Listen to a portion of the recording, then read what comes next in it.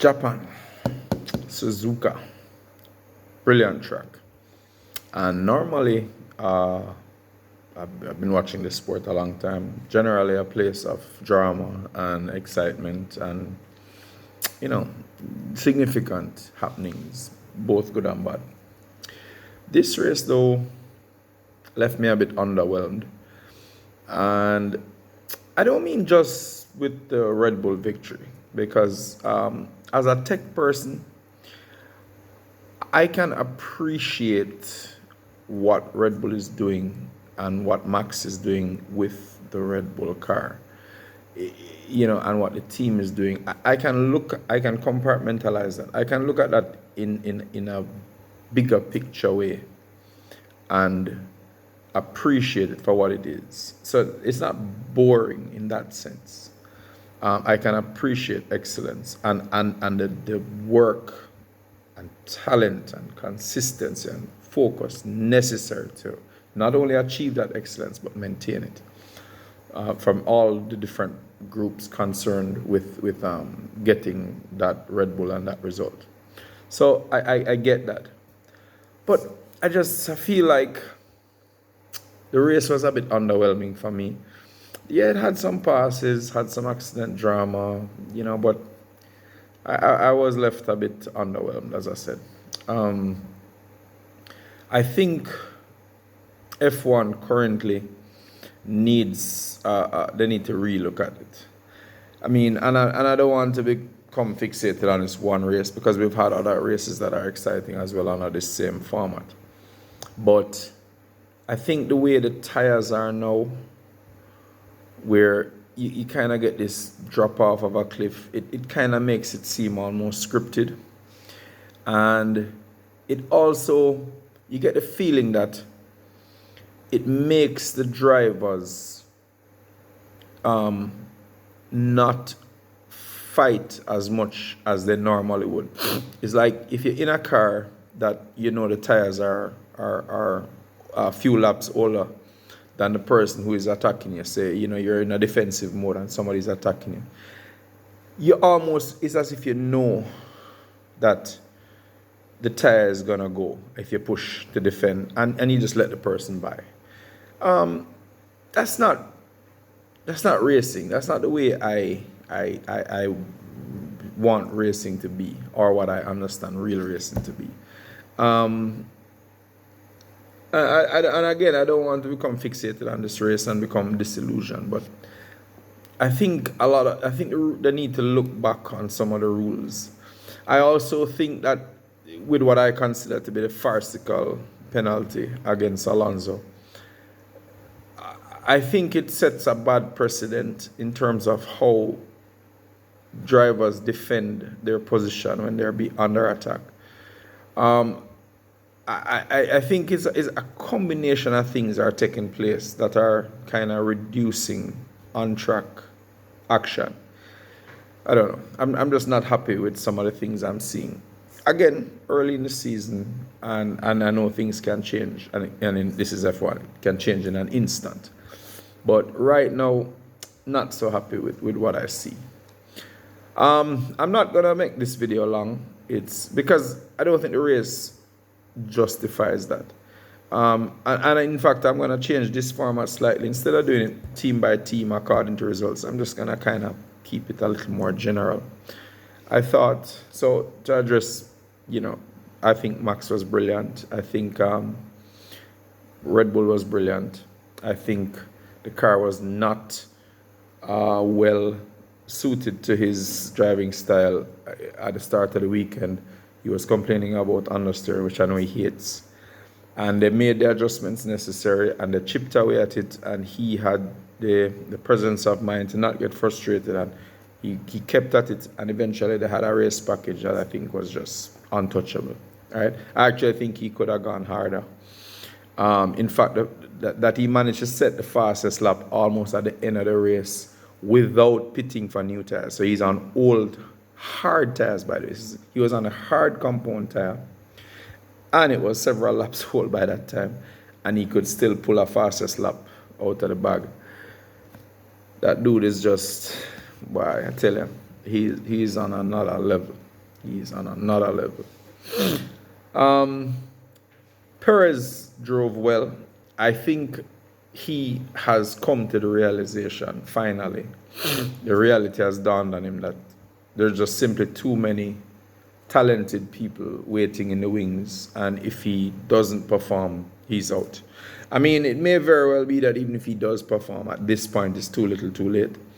But probably similar to a Sainz scenario, he knows that if he does well, even if he gets let go by Red Bull, his stocks will be higher, in terms of getting a new place in another team that's worthy, that's of note. And so the better he does this season is the better his chances are of getting a good drive next year, even if he's not retained by Red Bull. So I think he's doing well, I think that Ferrari, that drive by Leclerc, I think was great. That's not an easy thing that he did there with doing a one stop and getting the type of result. He gained 4 places at the end of the day, and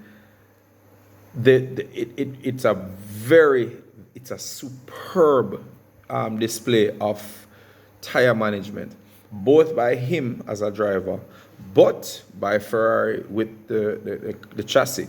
I mean, that was their number one problem. Let's not lose sight of the enormity of this achievement, right?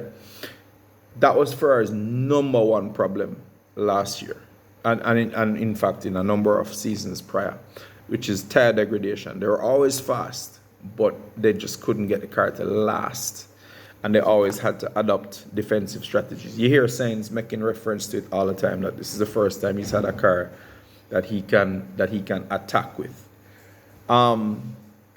The reality is that Ferrari has made a quantum leap when it comes to chassis and tire management. I was also encouraged that Leclerc, who tends to be a bit acquiescent when it comes to the team, the engineers and the strategy, he tends to kind of just go with the flow, and often to his detriment. He was the one who pushed hard for the single stop strategy. And crucially, that his engineers supported him. They gave him the data. If you heard the radio convos, they went back and forth. They discussed the strategy. They discussed the options, and they went to the one stop based on data and his recommendation of what he was feeling on track. That's another big quantum leap, in my opinion, for Ferrari, because normally their engineering and strategizing is a huge Achilles heel for them. This time around, big improvement. I don't know, again, if this is just a one-off. Well, not a one-off in terms of the tire management, because clearly the car has been good this year for tire management.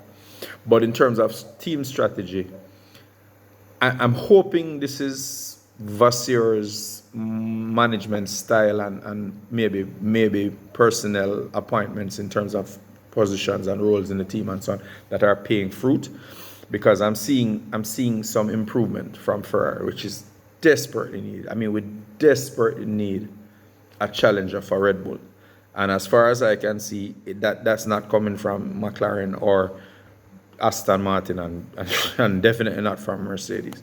So we definitely need Ferrari to step up.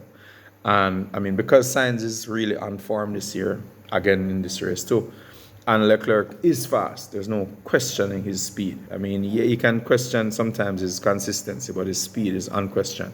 If Ferrari can consistently deliver a good car to their drivers and good strategy, eventually they may be able to put some pressure on Red Bull. Not necessarily beat them, but put enough pressure on them that Red Bull can beat themselves. Whether that will happen, we don't know. But, I mean, nobody's immune to pressure. Everybody can make mistakes if sufficient pressure is applied. So I'm keeping my fingers crossed that we'll get somewhere with Ferrari a little later in the year. I thought McLaren did okay. Piastri got, that thing with George. I think that's two guys who I don't think we can say George is learning, but he's still young, and I thought he screwed up. I'm gonna kind of skip around a little now with some things.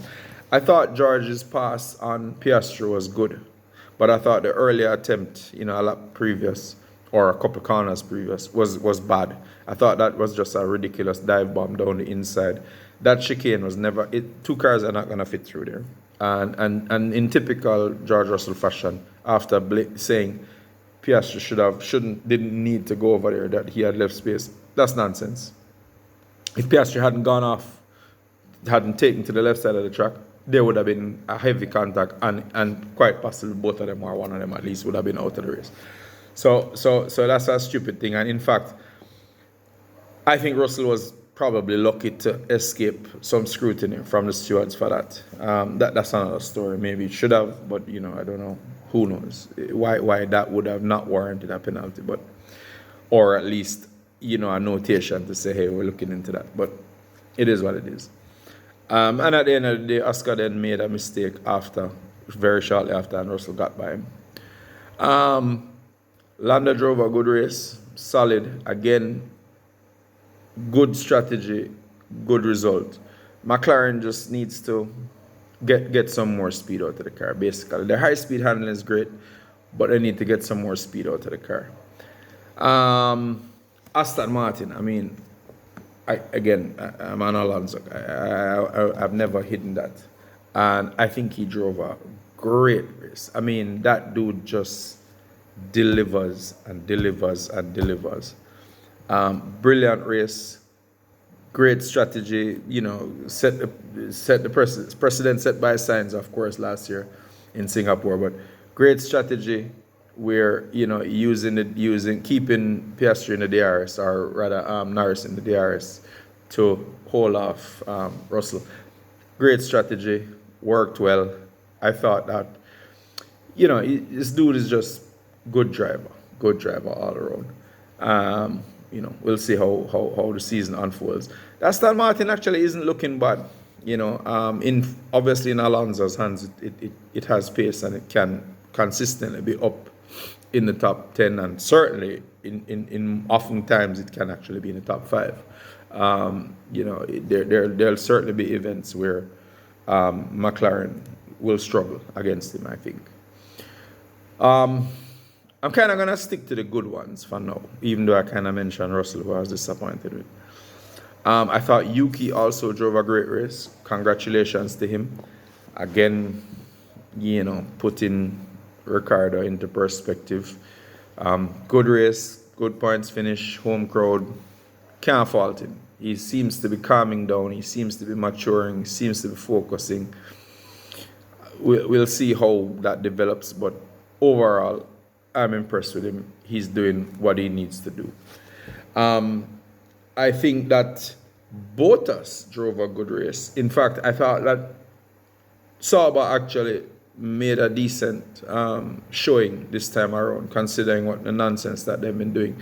Pit stops are still a disaster. I think they're in the 4-second range, which there's something so fundamentally wrong there. I don't know if it's been established what exactly it is. Obviously, it has something to do with the wheel nuts and the guns and so on. I don't know what exactly that is. I touched on it last time that the wheel nut is a FIA specified design. And so I'm not really sure.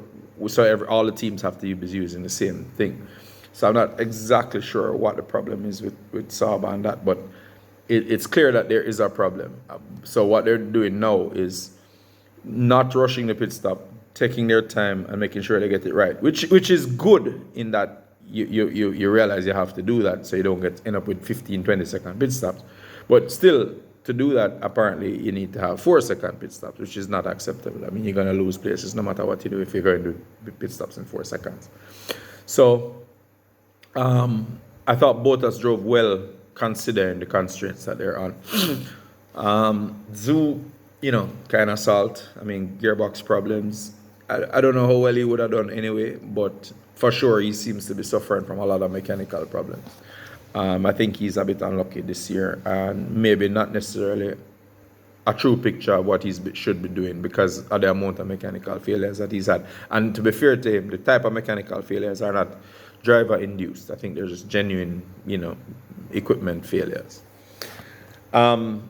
Ricardo, yikes. I don't know what he's doing. I really don't know what he's doing. I think he's at a point where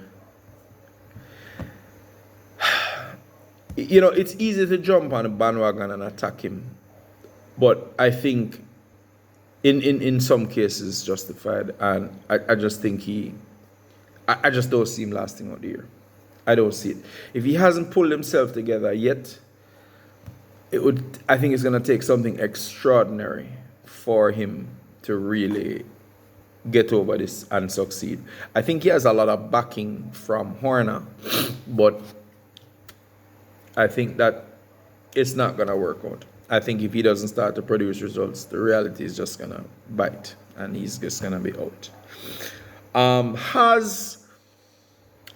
They had shown some promise in the first couple of races, but this time they seem to be floundering.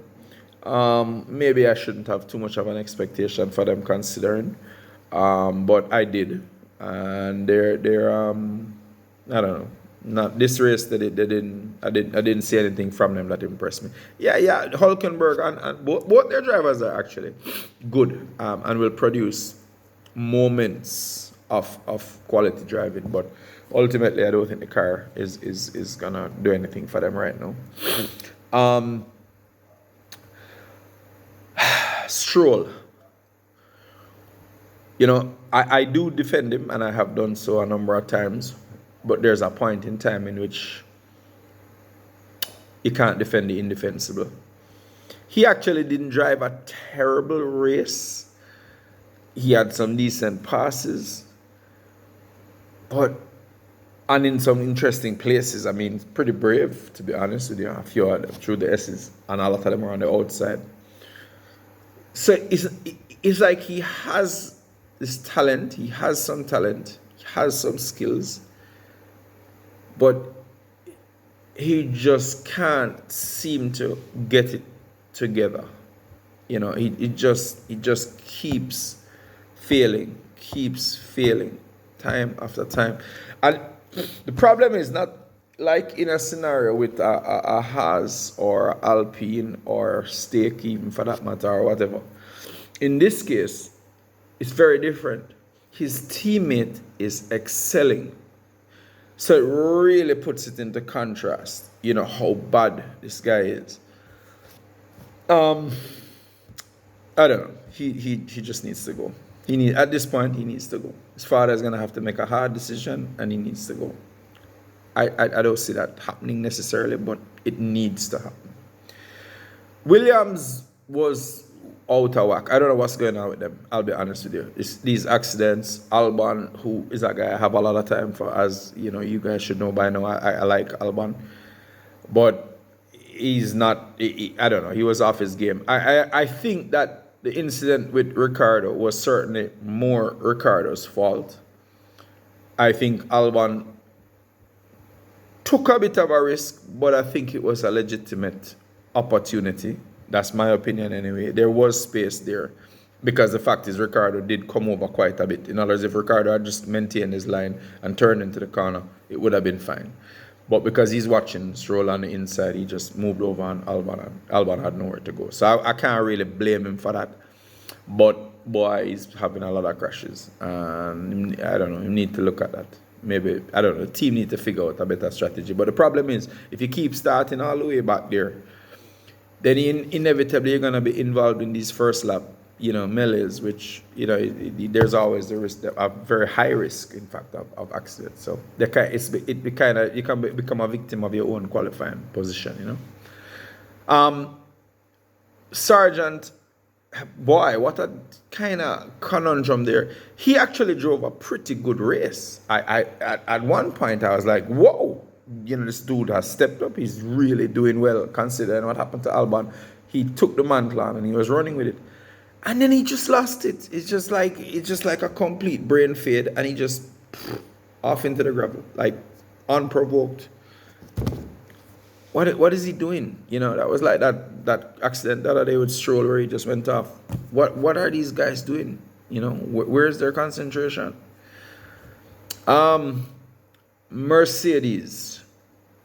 I've said this a few times now that I probably need to do a program just for Mercedes, because it really, the enormity of their, or the sheer scope, breadth of the issues that they're having, both on the driver's side, the machinery side, everything is just, it can't be covered in this. It can't be covered in a race review type of video. It needs its own thing, which I probably will do. Now that one is probably going to be the one that will make everybody hate me. I mean, because it's not going to be flattering to any of the parties involved. Because right now I think it's just a disaster, and it's very much a disaster of their own making. Meaning, these are all self-inflicted. Whether it's with Hamilton, whether it's with Russell, whether it's with Toto Wolff, whether it's with James Allison, just it's just a massive, cluster, whatever. But just screw up, basically. So that going to need a program for itself. So I wanna finish on one little point. It touches somewhat on the Mercedes thing, but it's really about Ferrari. But it might be a little controversial. Which is why I'm gonna finish with it. I saw a clip where when Sainz passed Leclerc on track, and briefly, the camera flashed on the Ferrari pit wall. And I saw something that caused me to say, Just as Sainz made the pass, I saw Vasseur with a little smile, a little smirk on his face. Not a smile, it's more than a smile, it's a smirk, as if, imagine that. A lot has been made about Vasseur's relationship with Leclerc in his younger racing days, and that he knew Hamilton and thinks Hamilton is great and all of that. But I'll be really honest with you, I have to wonder how much of this decision to get rid of Sainz and hire Hamilton is coming from him. I have to start thinking that some of this is coming from higher up, from the Ferrari management, obviously with economic considerations, stock value and all of that, marketing and the whole scoring a lot of diversity points with, all the green politicians and stuff in Europe, which is a huge thing in the EU and so on. And a lot of these guys get subsidies and get all kind of other benefits from that. You have to wonder how much of that decision is from the team itself, because that look I saw on Vasseur's face, it gave me pause to think that he was pretty pleased when Sainz passed Leclerc. I think he was pretty pleased at that, and it made me think quite a bit. It was interesting to see. Anyway, on that note, on to China. Good track, by the way. Good track. We haven't been there in a while, but it's a good track. Generally produces decent racing, and it's a nice layout. Quite a challenge for the drivers. Let's see what Ferrari can do there. It's a track that will suit them as well in terms of layout, and McLaren too, to be honest with you. Let's see where we go. That's it.